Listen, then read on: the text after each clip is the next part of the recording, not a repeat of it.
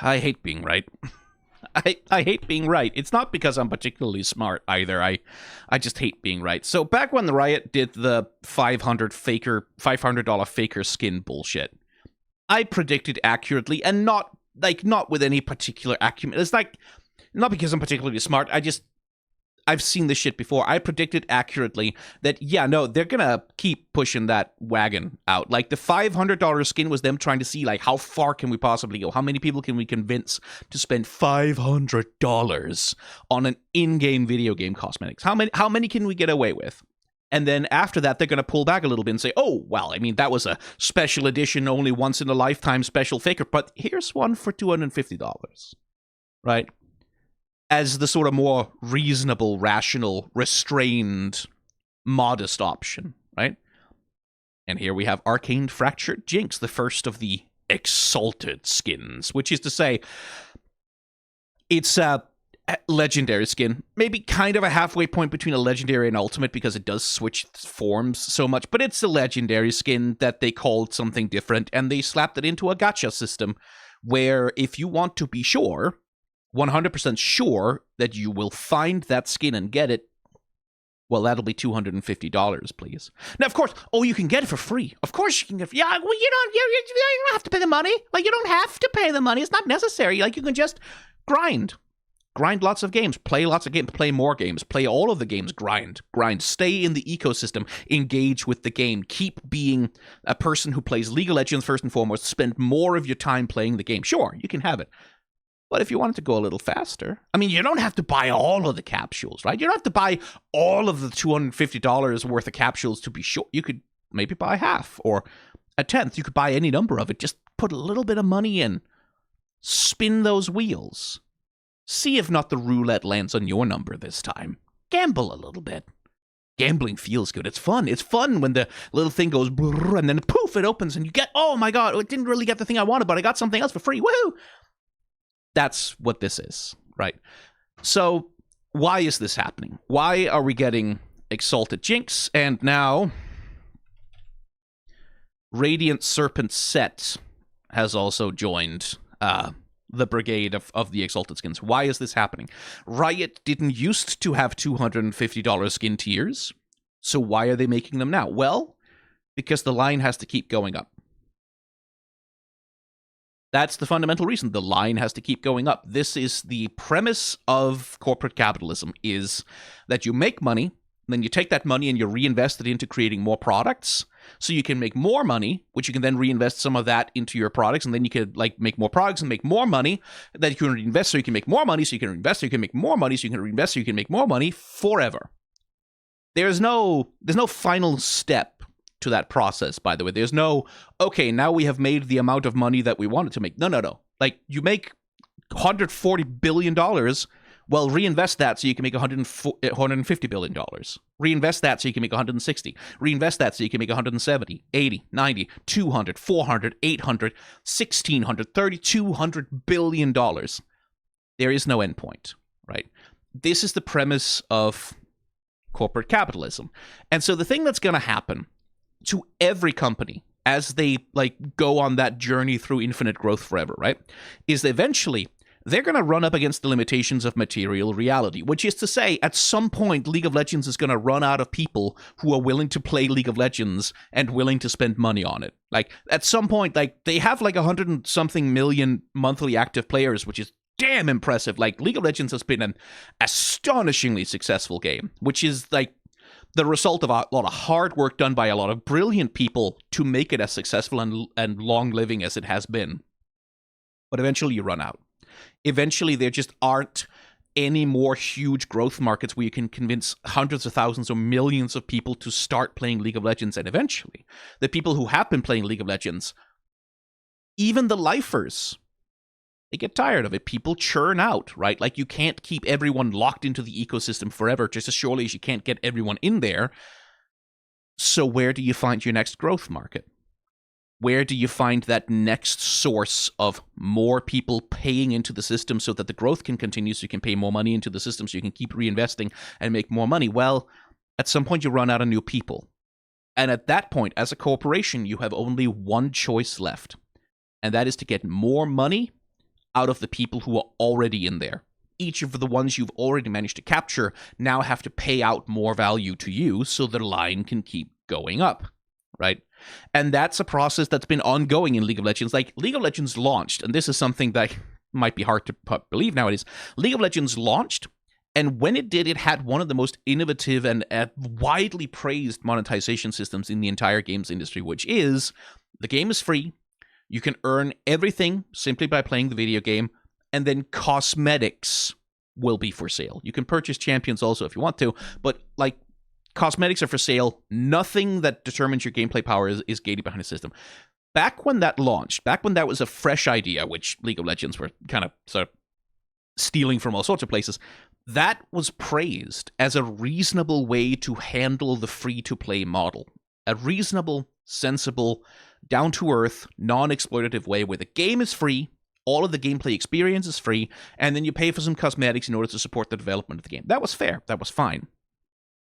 Then FIFA Ultimate Team happened, and then Overwatch happened. Loot boxes happened, right? Mobile monetization started happening to the games industry, and that started filtering down. And League of Legends has been smart. Riot have been smart about this. They've never jumped directly on the hype train of the latest grand monetization scheme. They've never jumped fully on it. They've let other companies go there first, take all of the flack, get in all of the trouble, and then Riot comes along with a slightly more reasonable, slightly more restrained version of it and says, yeah, we're adding this as like an optional extra feature to the system. Don't worry about it. It's not going to be mandatory. Slowly creeping it up more and more in the features until it, well, becomes mandatory. And here we have the endpoint of that, which is the Exalted skins, which are just legendary skins, except now they come with a $250 price tag, but only technically. I mean, you can get them for free. You just have to play a bunch. You just have to invest more time, right? So whether you are paying the whale price of $250 to be sure to get the skin, or whether you, in order to get the skin, are investing much more time into grinding in League of Legends, either way, they are squeezing more value out of you, the individual player. That's the point and purpose of this, is to more aggressively monetize, more aggressively get resources, data, information, engagement out of each individual player that's already locked into their ecosystem. Cory Doctorow basically calls this process enshittification, and it happens all over the internet, in the tech sector, and the modern economy.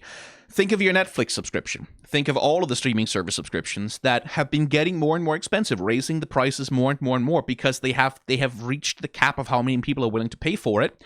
So now they have to start disabling password sharing and like trying to get people to stop sharing their passwords so every individual person who wants to watch can be monetized more effectively. The prices have to go up. Now there's the ad-supported tiers, right? And now the tiers that used to have no ads are slowly going to have ads added to them because each individual paying customer has to be exploited more completely.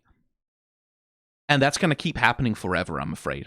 The Exalted skin tiers are a lovely example of it in the context of League of Legends. Like this is a wonderful demonstration of that process in action. But it's going to keep happening, and it's going to keep getting worse, and it's going to keep getting more extreme until, at some point, there's a crisis. At some point, there's going to be a crash. At some point, material reality can no longer sustain the financial fiction of infinite growth forever. There's going to be a crisis, there's going to be a crash, there's going to be a readjustment, in the process of which a whole bunch of people are going to lose, ordinary people are going to lose a lot of money, and a whole bunch of people are going to lose their fucking jobs. Not the executives. Don't worry about that. Like, the executives are going to be fine, in case you were worried about them. They're going to be fine. They're going to have all of their money. They're going to be sitting pretty. None of the decisions that they made that caused the crisis to happen in the first place are going to be punished in any way whatsoever. Don't worry about that. You don't have to be afraid of that happening. But a whole bunch of game developers are going to lose their jobs. A whole bunch of the people who actually put in the work, the labor that it takes to make these products for the company to sell, are going to lose their jobs. And they're not going to get credit. They're not going to get equity. They're not going to get anything out of having made these products that the company is selling for millions of dollars. But they're going to be the price that there is to pay. 2008, the financial crisis, is a good example of this process in action because the housing industry had found an infinite growth forever hack, right? The mortgages, these mortgage packages that just appreciate and appreciate and appreciate and become more and more valuable as more and more people are speculating with more and more money in, like, everyone's taking all the money they have, investing it into these subprime mortgage packages, and then making a lot of money on it, and then taking that money and reinvesting it and inflating and inflating and inflating, and eventually it turns out, hey, that bubble is actually is materially unsustainable in reality. This financial fiction cannot hold. And so, 2008 crash. Millions of ordinary people lose their jobs, lose their housing, lose their homes, lose their pension funds, lose their every fucking thing. A couple of Wall Street dipshits, sort of performatively, the lower level ones get sent to prison a little bit. Some of them have to pay a fine if you can get a slap on the wrist. And then they go right back to work and the cycle starts all over again. AI is another example of this. AI is the new infinite growth forever hack that the industry has discovered, because it's a computer and you just press the button and then, and then the computer just makes movies for you. It makes movies, it makes TV shows, it makes pictures, it makes songs, it makes everything. It makes chatbots, it makes people, it makes friends, it makes everything. You just press the button and then you get the free thing out of the computer for free. Absolutely no cost, infinite growth forever, and you can automate all of the jobs. All of the jobs. You can fire everyone. You don't have to pay anything in fucking payroll anymore, except to your executives, of course. They can't be fired, but you don't have to pay anything in payroll to all those fucking plebs and working class people who are down on the ground of it. You can fire all of them. You don't have to pay payroll. You're going to save so much money. You're going to be able to create infinite amounts of products forever for no cost. Infinite growth forever. Hooray. And eventually the material reality of the world is going to rather substantially contradict that particular financial fiction. There's going to be a crash in the AI market. God knows how many data centers are going to go out of business. Graphics cards will get really cheap all of a sudden, which, I mean, I guess that's a nice side bonus for us. A whole lot of people are going to lose their jobs. A lot of people are going to lose their money. There's going to be some pension funds that fucking crash over this because they invested everything into the fucking AI hype bubble. And God knows how much energy, how much CO2 is going to have been spilled into the atmosphere. God knows how much water is going to have been evaporated and spent on cooling these fucking data centers that create JPEGs of Garfield with a gun flying the 9/11 planes into the Twin Towers or whatever. And then the cycle is going to start over again. Because there has to be infinite growth forever. That's the premise of the entire economic system we exist under. There has to be infinite growth forever, forever. And if there can't be that, then the entire system falls apart. It destroys itself. It eats itself alive. And so, more money has to be made from the same number of finite resources that existed in the first place, somehow. New efficiencies have to be found, somehow. Which is why we have $250 gacha skins in League of Legends now. Because the line has to go up. And the only way for the line to go up is for you to pay more of your money or invest more of your time into making it go up. These are just legendary skins. Same as all of the other legendary skins that have ever been, except now they come with either a $250 price tag or an absolutely enormous tax on your time if you want them. And that's going to keep happening. I'm sorry, this is not going to get better. I am the bearer of bad news, and I hate being right, but I'm gonna be right. This is gonna keep getting worse.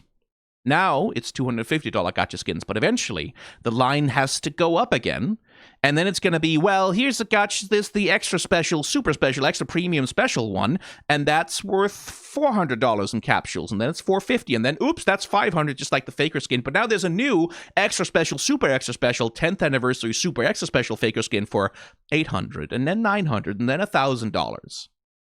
And it's going to become more and more exclusive and more premium. And if you pay attention, the quality is not really going to keep going up because much like with everything else, there also cannot be infinite growth forever in the quality of these skins. League of Legends can only do so fucking much, right? You can only do so fucking much with the skin in League of Legends. There's only so much that can be handled on a material, technical, physical level. But the line has to keep going up. So the product can't improve forever because that requires infinite resources, which doesn't exist. But the capitalization has to increase forever because otherwise everything falls down and collapses. So, yeah. There's going to be more of these. There's going to be more of them forever until there's a crisis. Companies have all kinds, and I'm not saying a crisis would wipe out League of Legends. Absolutely not. It wouldn't wipe out Riot Games. It's too big, too successful, too big to fail, right? That's not what's going to happen. It's just going to get shittier. It's just going to get shittier. Like, if they ever go too far, they're going to go, oops, we're going to pull it back a little bit, right? So now, okay, maybe $250 was too much, but now we're going to do $200 skins, and even more skins are going to be locked behind that price tag. Even more things are going to be confined to the gacha system. And oh yeah, maybe some of them are only like $80 and $90 in terms of the capital investment, but more and more things are going to get locked in there because we can capitalize on your time better when it's in there. We can lock you into the ecosystem better when it's in there. And eventually, some legislation hopefully is going to come around and regulate what companies can actually get away with doing with Gacha, but certainly not for the next 4 years in the US.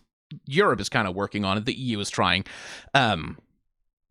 And that's going to be a crisis point, and then they're going to have to find another way, and then they're going to have to find another way, and then they're going to have to find another way, because the line can't go down. Ever.